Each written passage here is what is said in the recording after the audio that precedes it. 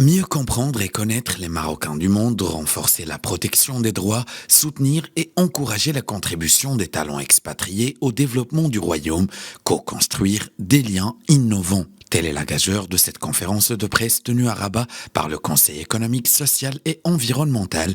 Son objectif, plaider pour la mise en place d'une architecture institutionnelle renouvelée, des politiques et dispositifs dédiés aux Marocains du monde. Le CESE a suggéré la création d'un portail unique, marocaindumonde.ma. Les MRE sont disposés à mobiliser leurs compétences et à investir davantage dans leur pays, mais en même temps, ils ont des doléances importantes à fournir dans le domaine notamment de la culture, l'apprentissage de l'arabe à leurs enfants et l'enseignement de l'histoire. De plus, ils réclament l'amélioration des services de l'administration auxquels ils font face. De son côté, Fouad Ben Saddeq, membre du conseil catégorie des experts, s'est félicité de ce que les Marocains, où qu'ils soient dans le monde, demeurent profondément attachés à la pérennité des liens avec leur pays d'origine.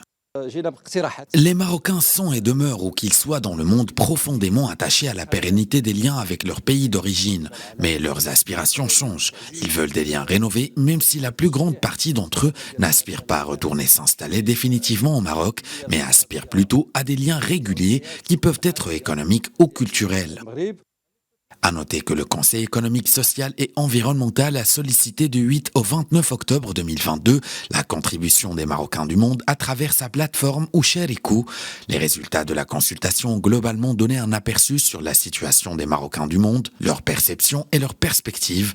Le questionnaire a été publié en 7 langues et le nombre d'interactions avec ce sujet a atteint près de 100 000, dont près de 5 000 répondants au questionnaire.